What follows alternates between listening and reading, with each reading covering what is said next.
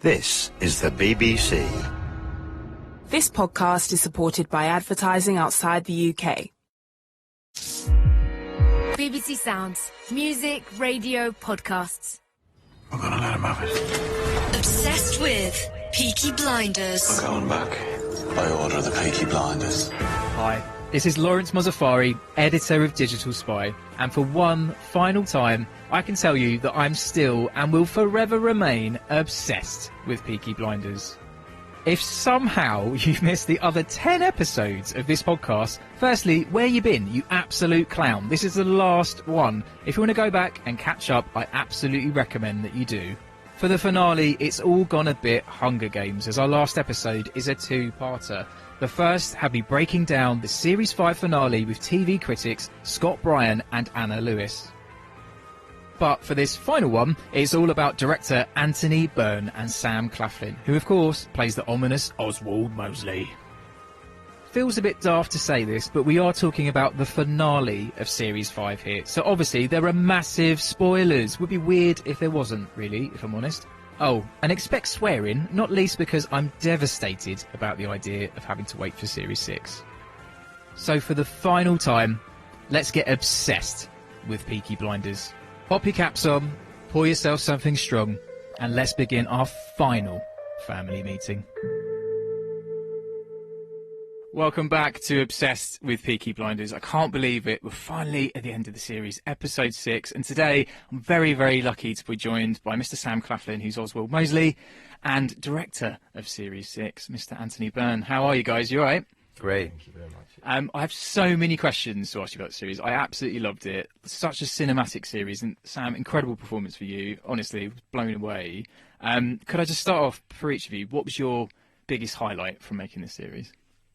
Oh, man. Well, I mean, it was an honour and a privilege and a gift, really, to be invited to come and tell those stories and direct a whole season. So within that, there were so many highlights. I don't know if I could pick one or two. There are some favourite scenes of mine, and probably my favourite scene, or one of them, is when Sam walks into Tommy's office at the House of Parliament with Arthur and Michael present, and he kind of ties them up in knots and walks out, and that's a classic scene. Nobody's done that, I think, in the history of Peaky. Has sort of walked in with no weapons other than his wit and his cunning and his ideology, and tied them up and walked out the door.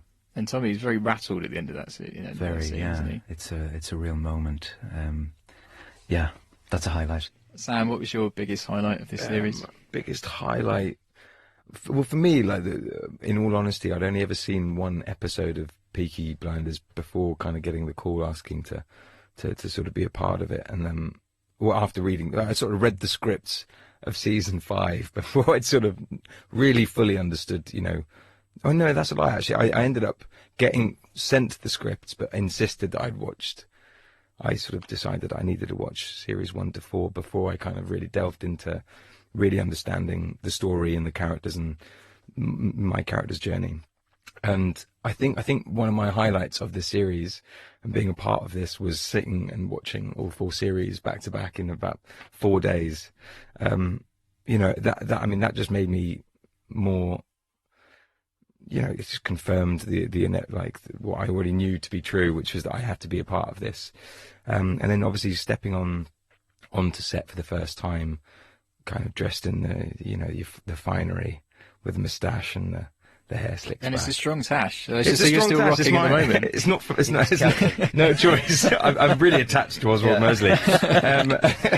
But no, it was, the whole thing was an incredible journey, and having the opportunity to kind of work alongside some of, you know, the world's greatest kind of actors, but also the greatest characters kind of being brought to TV, and working with Stephen Knight's writing and working with Anthony finally. There wasn't really a low light, really. I think every day was a highlight, and I think having the opportunity to kind of portray such a very, you know, such a fruitful character is a kind of a dream come true for any actor.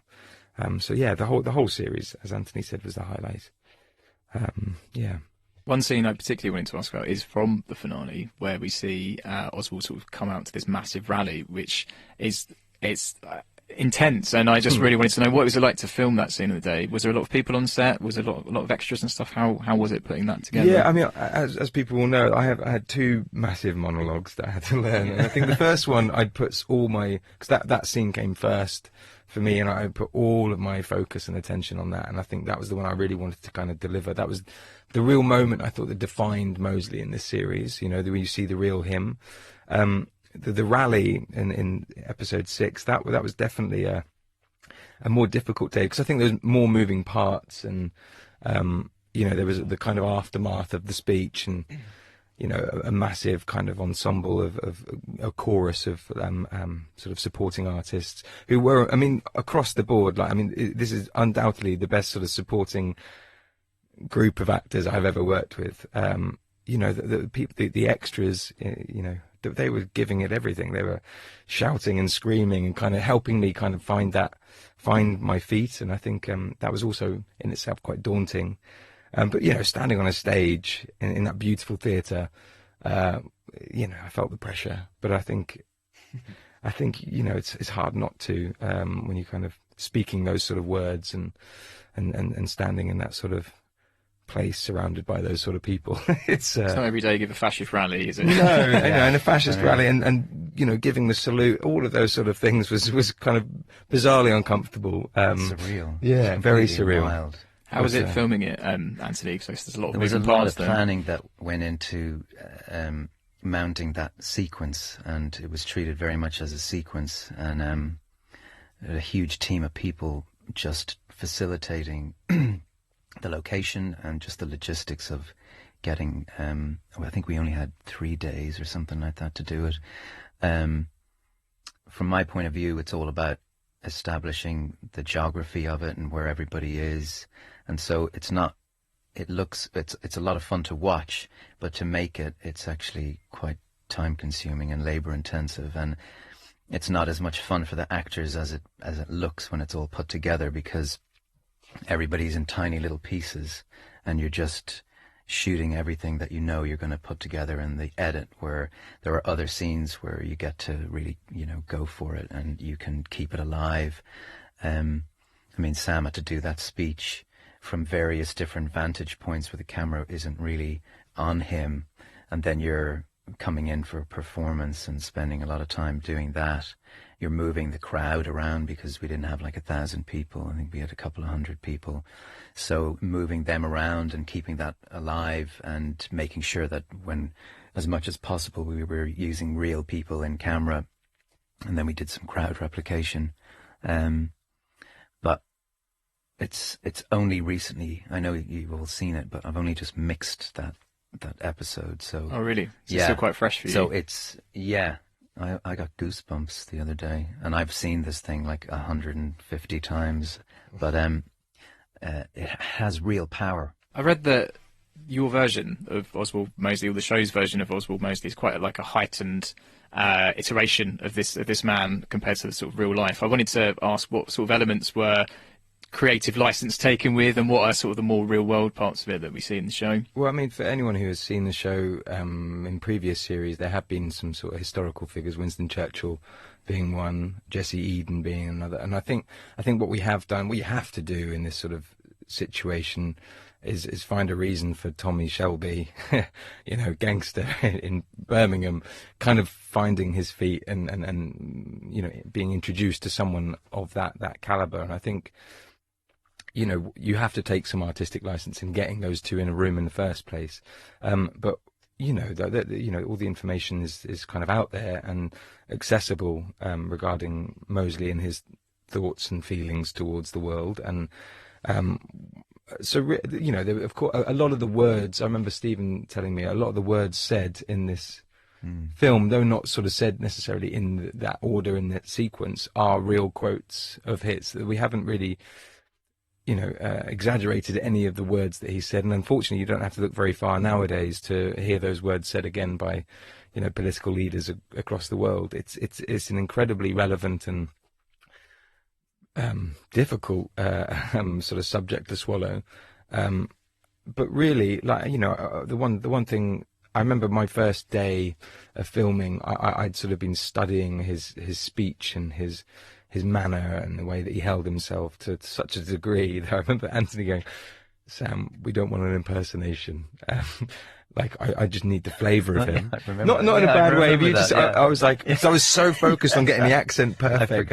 He's like, "You don't need to do that. Like, you know, just be yourself in his shoe, you know, in his shoes, if you know what I mean." And I think so in that respect, this is me, you know, with a flavour of Oswald Mosley. It wasn't an impersonation, but really, yeah. I mean, of course, all the things that happen outside of the political sphere, you know, I think we'd taken some liberties, of course, but nothing that felt too far-fetched, and nothing that felt out of character. And you know, the rumour mill is a funny old thing. And there are lots of things that have been suggested in previous articles from years and years ago. But yeah, there's not too much information. There's not too much sort of things to go off other than what was in front of me. And I didn't know who he was prior to kind of reading the script. So for me, this was my insight into the scripts were my insight into who he was as a person, and I had to trust Stephen had done his research, and then trust what else I'd found on top of that. But yeah, it feels like it must be tricky to kind of weave in a real person in between all these sort of fictional characters. I imagine it's quite a balancing act. Yeah, I mean, there's always a concern. I think, the historical figures that have appeared, like Churchill and Jesse Eden, they don't veer too far from, they're not actually used that much throughout the show, and they don't deviate from their kind of MO. But using a kind of real historical person and then making them an antagonist is a very different thing, and so there are various considerations that have to be taken on board in order to make that happen. And you go back and forth in terms of having conversations about whether we should just call him something else and make him just another bad guy in the House of Parliament or something like that. But we made it work, and I think it was worthwhile because he's such a multifaceted and interesting character, and a great character to reflect and mirror exactly what's happening in our world today, which is very different from when we started shooting it. There were definitely parallels, but they've just become even more extreme 16 months later. On the topic of that, that's kind of what I wanted to ask. There is really stark comparisons between what's happening now and what were the stuff you're covering in the show. Like, even one thing that really stuck with me was just even the term like false news being brought up, which he said. Yeah, fascinating. I guess Britain first. Britain first. I mean, yeah, it's and copied. Yeah. I guess, what would you guys like viewers to take away from this? Because I know Stephen Knight's always been quite keen to highlight the sort of precursors and chain reactions leading to war. There is such a stark comparison between the two. What message do you think you'd like viewers to take away from this? I think it's pretty clear in Steve's writing and in the way we've collectively presented it. We're not preaching to anybody. We're not making overt political statements. I think it's very open and very clear for people to take from it, from the show and from Tommy's actions, and his mindset and his sort of riposte to that ideology that he and everyone finds very toxic. Another big plot line that runs throughout this series and kind of culminates in episode 6 is Michael's plan to kind of like take over the family, make his play for the business and stuff.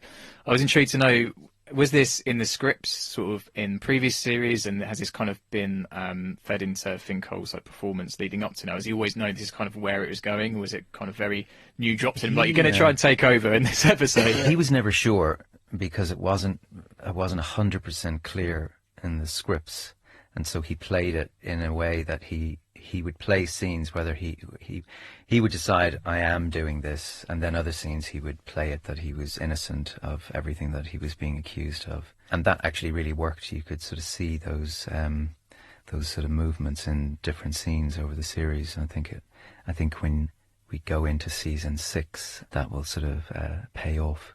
But you know what's happening. I do know what's happening. Exciting. I've read 3. Oh, three of series 3 6. of 6, yeah. How are those shaping up? Amazing, really great. That's I'll get in trouble. I've got lots more questions. Me too.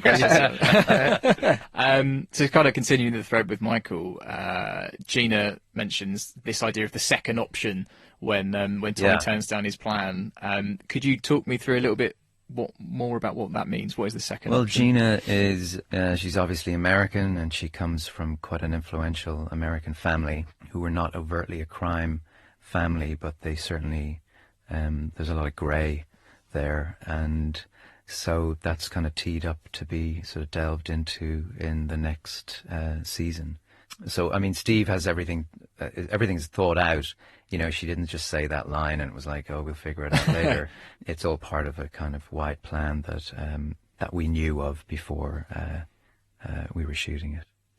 I was intrigued as well with Gina because we kind of get little elements for her in this series, but I feel like there's a lot more to be discovered.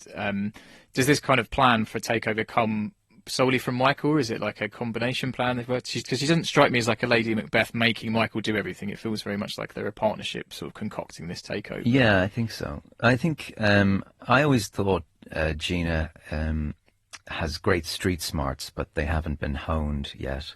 And she's kind of, I don't know, maybe in for hiding somewhere down the way, but she is certainly a manipulator, and she's a game player, and she wants more than what she has, and I think she does come to Birmingham on a whim with Michael, but sees a lot of opportunity, and then it's kind of pivoting that opportunity back to America. Because Stephen Knight's talks a little bit about sort of turning focus to the West in the future. Is that a big part of the future, would you say, America? It's a part of it, certainly. I don't know if it's a big part of it, but it's certainly a part of it. I mean, we have to get over that cliffhanger. So, I mean, who knows where Tommy will be. On the topic of Tommy in future series, are we to think that Michael's an enemy now? Because kind of we get the idea that Polly has sided. She's resigned. She's sided with her son. Is it kind of Polly and Michael versus Tommy? Is Michael a fully fledged enemy now? Yeah, it's certainly set up that way. Yeah, and that's very much at the forefront of what you're kind of heading into. You know, at the end of that big family scene, which is quite an eruptive kind of moment. It's a really great scene, and Cillian and Finn play it so well. I'm really intrigued about the relationship between Gina and Oswald as well, because during the ballet, there's this like little exchange, the little glasses blink and you'll miss it. Do you have more of a sense of like what their relationship is? I'm pulling at threads here. I'm digging for info. Me and Anya talked about it quite recently. Actually, we were like, we never really explored that, other than there was just a look. And I remember it being scripted from the very beginning. There was a look, and obviously there's a lot of moving parts in series 5. But I remember when I had a very, very early meeting with Stephen, and I think at that point only episodes 1 to 3 of season 5 were written. So it was important for me to kind of know where my character was going, to know, you know, whether I wanted to be involved, you know, at all. I knew that I wanted to be involved, but I wanted to hear what was going to happen. And he was sort of talking me through how he writes certain series, because I was like, oh, this bit in this episode 1's great, and he's like, yeah, that might change because I don't know that that's leading anywhere now. So that he says, I leave all these open ends, and then he then spends the next sort of 3 episodes sort of trying to tie the ends together again. So I didn't know whether that was going to make it, if you know what I mean. The look, but I'm glad. I love that moment. I do. It's so. That whole sequence is just it's all visual, you know. It's people looking at each other and sussing each other out. Yeah, and I think I prefer that, you know, as a viewer, because it allows you to project exactly what you're trying to suggest, you know, whether you're right or whether you're wrong, you know, and we don't know where that's going to go. I feel like you do. I might do, but it's more fun to kind of watch those moments where people are kind of looking at each other. I mean, Mosley's kind of going, who's going to be the lucky one for the night, and it's It's the swan. The swan gets it. She was so lucky. The swan does indeed get it. I guess I wanted to ask you a bit more about the direction of that scene. So when you directed, Sam, and what you were sort of told from the scripts, like what is that like? It looked to me a bit like a knowing look and a longing look and a potentially lustful look. Like what were you going for with the direction in that?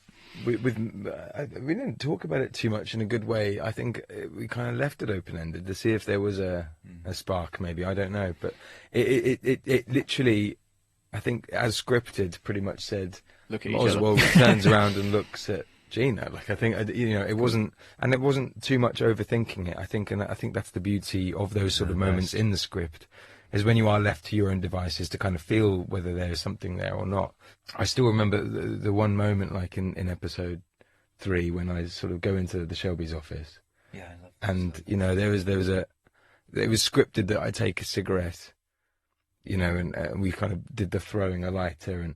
But there was the moment of stubbing the cigarette out on the floor that was just, I did one of the rehearsals. Yeah. And you were like, we're keeping this, we're keeping it. Yeah. And I was like, cool, but like you sort of find those moments sometimes, but just because it felt right in the moment, as opposed to, it was my way of kind of going, fuck, like, F you without Swearing's allowed. I've Okay, done the great. warning. I've been Oh, trying brilliant. really hard. no, but it was a moment, a fuck you moment, and It's so perfect. not that Tommy Shelby cares about his carpet, but it is just that I don't. The locations department cared about the carpet. I think we had to get a little. we can only do that take one. When we committed patch. to that, we had to go and find something that we could put on the floor so you could do it. But there's another scene as well, which is a great scene in Tommy's office, where you come in and catch him after he's just had a drink. It's the invitation to the wedding. And Again, you're that's what walking happened around there. the office and you're just tapping the ash like a total asshole. And there's one of my favorite edits is where you stop and you're looking at him and we're on you and you exhale this big lung full of smoke, and we cut to Tommy and you just see this cloud of smoke come right over his face, and it's silent. They're the moments that have real power for me, those visual moments where you're just like the looks that, people really pick up on those things. It's exciting, I think, because truthfully, like, I'm completely in the dark as to whether I would even be involved in Series 6. But it's exciting to know that, the audience know nothing but want certain things and want for certain things, and sometimes those things work out the way you want them to, and sometimes they don't, but like they take you by surprise. And I think that's what makes a show like this so amazing, and the writing especially just so incredible. And the characters you care for and care about. I don't know that did Stephen always. I think he always said that he imagined it to be 7. Not 7 series, but like he wanted it to go from the end of the First World War to the beginning of the Second. Yeah. And he's been very clear about what the last moment is as well, the last scene. The first air raid siren in Birmingham. Yeah. So exciting. One moment that fans had kind of really hoped for in Peaky Blinders is a return from Tom Hardy, and we get it in this episode, kind of out of the blue, out of nowhere. I'm just nipping to Margate. Shit, Tom Hardy's back. What? I was intrigued to know. I know there was discussions in Series 4 about whether he'd live or whether he'd die. Was this kind of always in the plan, and how was it keeping this a secret and putting this all together? It was a lot of fun, actually, because it's such a treat, and so we worked very hard to kind of make it happen. First of all, with Tom's availability, and then keep it a secret. And it was trying to get him in and out of Manchester without anybody seeing him or sort of being aware that might be what he's there for. And we did it. It was the last day of the shoot. He drove up himself the night before. I think he was learning his lines in the car. I think he had them on a tape, or not a tape, whatever USB thing. And it was just a really great day. It was a lovely way to end, actually, doing that. It was a great two-hander, with 2 great actors and really great writing. And it was just, it's a beautiful scene. I always looked at that scene. It's almost like it's a Beckett play that's sort of cut into the middle of an episode of Peaky Blinders. It's so kind of surreal, that that scene. What was his name in the script? Because it wasn't his real. Was it Oh, David? it was David. David. Oh, yeah, the code name. Yeah. But there was a moment when I was reading, even when I was reading like episode 6, I was like, who's David? Yeah. 'Cause they're talking like they know each other. Yeah. I can't work it out. And then it twigged. Yeah. It did twig. It was Alfie Solomons. I chose David. It's a House of Solomon. That was the thing. That was the link for nice Uber touch. fans. But I'm really intrigued to know about the sort of relationship between Tommy and Alfie now, because he kind of betrayed him. He did shoot him in the face and try and kill Yeah. him. So is there kind of what's deserved established it, now? yeah. Are they And more. are they at peace now? Is it sort of like yeah, I Tommy's think there's forgiven him? a mutual respect there. I think he's probably one of the few people that Tommy does have respect for and sort of forgives his his character. There's a moment in Ep6, right, when I'm talking to Tom and he's like, I know someone who can run London, because I still haven't found someone to. He does, yeah. But I'm assuming that it's Alfie. Yeah. And I remember one thing that sort of Stephen did mention to me was that the thought of this Jew hater and a Jew combining would be quite an interesting matchup. But I whether that ever happens, I don't know. But I Anthony? think It feels like it should. Feels like it should. I agree. Sam, do you agree? Yeah. I agree, Tom. But that scene is like, I always treated it like it's that's the River Leith, and it's in the mosaic on the tile on the floor that he crosses over, and it becomes, you're in some kind of Greek mythology, and you're in limbo or purgatory or something like that, and it's sort of an existential think piece. It's an odd scene to stop for in the middle of a season finale and have these two people sitting. It's not an action sequence or anything like that, and it's not even adversarial as well. He's coming to do a deal, but they end up talking about life and death and a dream about a black horse. So as well, Alfie predicts the end of the episode. In that conversation, he says, "I saw you in a field with a big black horse, and you said goodbye." Then bang. Fascinating. Was that always sort of planned and scripted, or was that like a nice sort of touch at the end? Yeah. I mean, there's a conversation about sort of wrapping it up, definitively, the season. I mean, not that scene, but because every other season is kind of, in a reductive way, he kills the bad guy or he defeats the bad guy and everybody lives happily ever after, and then you come back 3 years later and you start again. And there was a lot of conversations about whether we should just finish it in one way and then be fresh, but I was really keen to keep that cliffhanger because you don't really see cliffhangers and they're kind of fun, and I knew that we would do it in a very impactful way. I think it'll just be an exciting thing for fans to kind of postulate on and wonder what is going to happen, and is he going to come back, and if so, when will he come back? What were those other ideas you kind of had at play before? I didn't go too far into them because I was always it was plan A, there's no plan B, so I was only sticking with the cliffhanger. I stayed way out of those conversations. I didn't want to be drawn into, let's discuss it. But there was, I think Steve also wanted it to be that way and was very clear about it.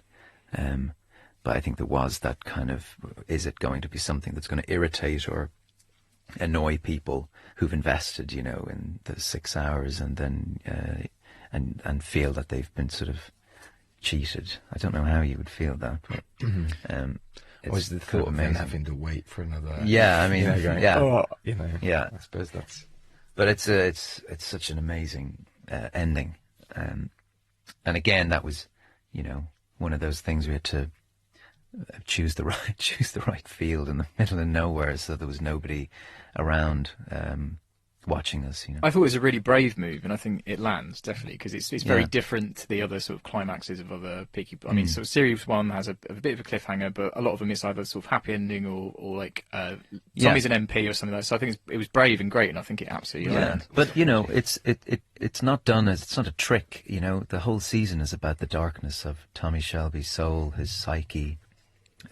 It's what he loses of himself each time he goes around and around through these seasons. And this season especially was about exactly that. So you were taking him from episode 1 and really kind of dissecting his character and his psyche and taking him to the edge of oblivion.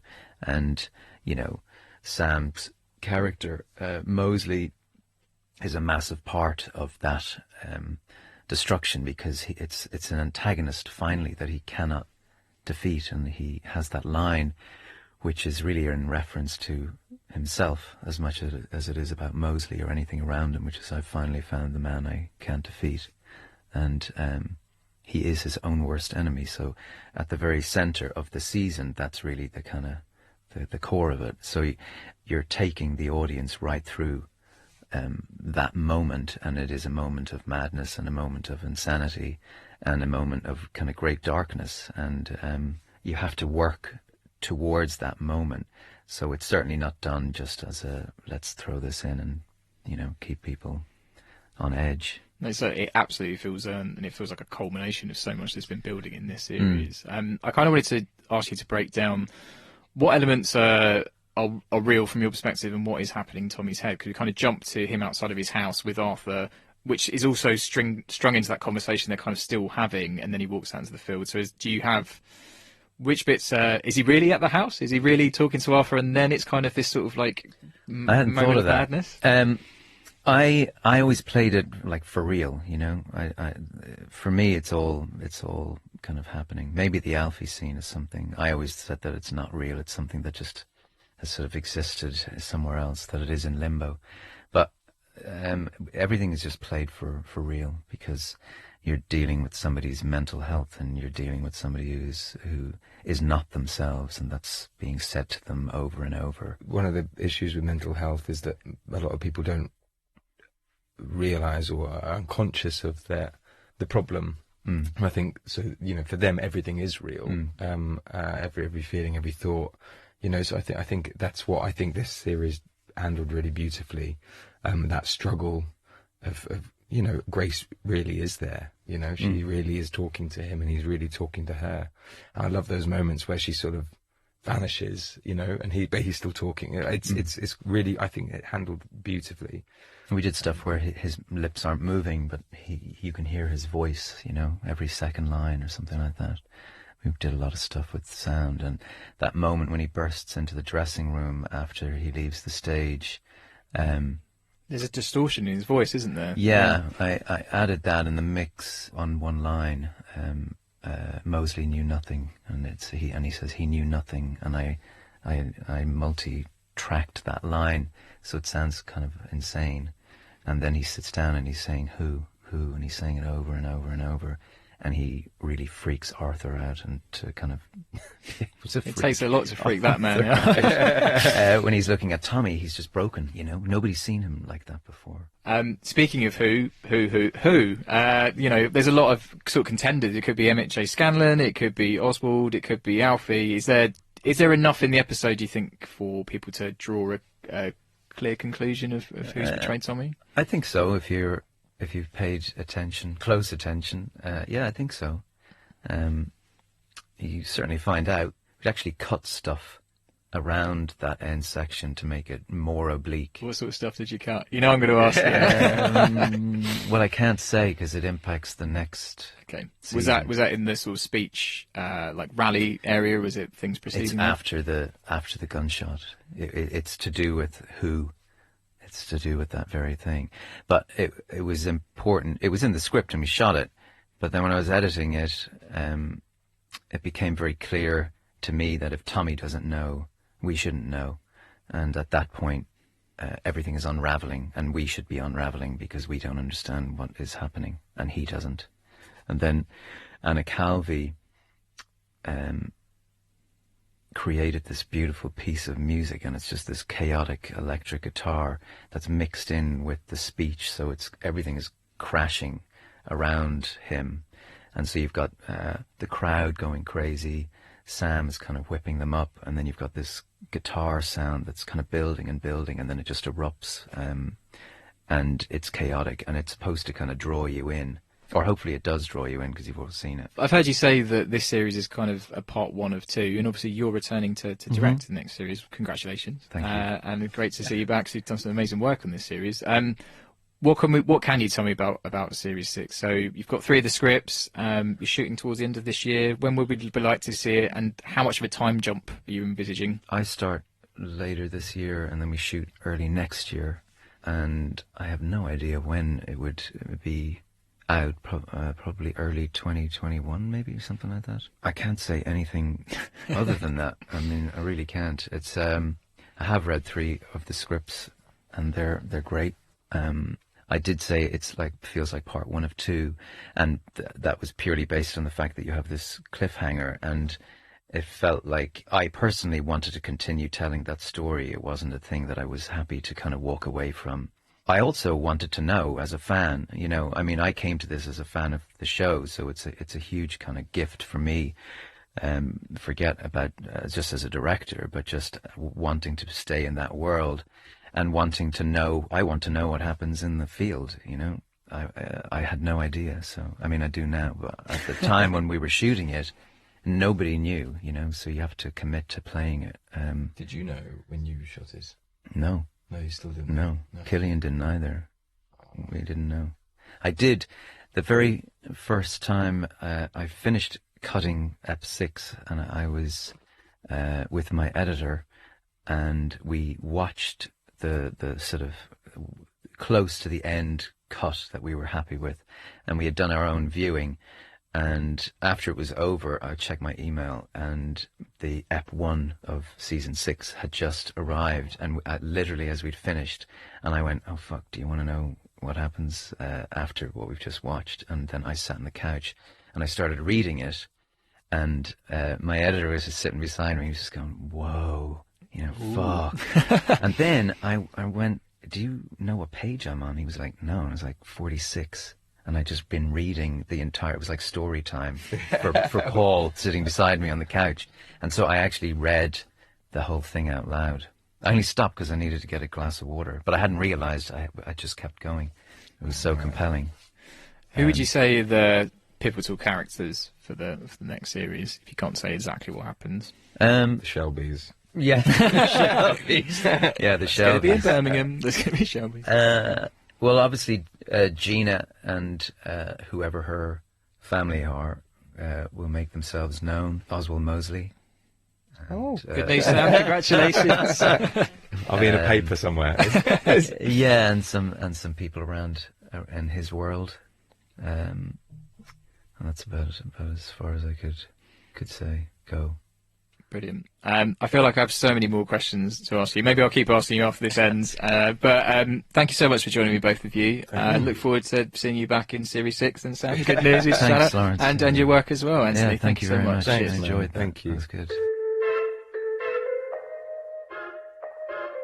Caps off to director Anthony Byrne and Sam Claflin. There you have it. They'll both be back for Series 6. To tie you over, you can delve back into other episodes of Obsessed with Peaky Blinders on BBC Sounds, where we've interviewed creator Stephen Knight, the directors of each series, and picked apart each episode with my fellow TV obsessives. In the meantime, if you want to chat about Peaky, tweet at BBC Sounds with hashtag Peaky Blinders. While you're there, why don't you just go ahead and tell them how much you want Obsessed with Peaky Blinders to come back for Series 6, eh? Call it a favour to your old mate Lawrence. Of course, I'm always happy to chat about the show too. Tweet me at Lawrence_Mozza, or find me on Instagram with at Lawrence Mozzafari. I personally want to say a huge thank you to all of you for listening. This podcast has been such an honour to be part of. I've been contacted by fans from across the world, from Brazil to Kentucky to Iran, and I've been absolutely blown away by the reaction from all of you. My nan even listened to this whole podcast without actually watching any Peaky Blinders at all. Bless that woman. And finally, I want to say a huge thanks to BBC Sounds and the team at Chalk and Blade for being such a dream to work with. And that's it for Obsessed with Peaky Blinders.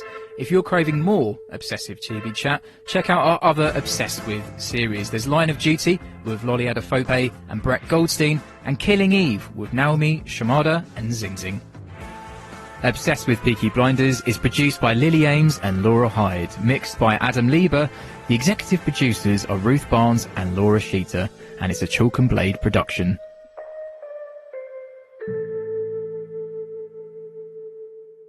I'm James Barr, I'm a gay. I'm Dan Hudson, I'm a non-gay. Now, on Tell It, we look at the controversial practice of so-called gay conversion therapy. I struggled for about 20 years and had really big problems. I thought, well, I have to try to get some help.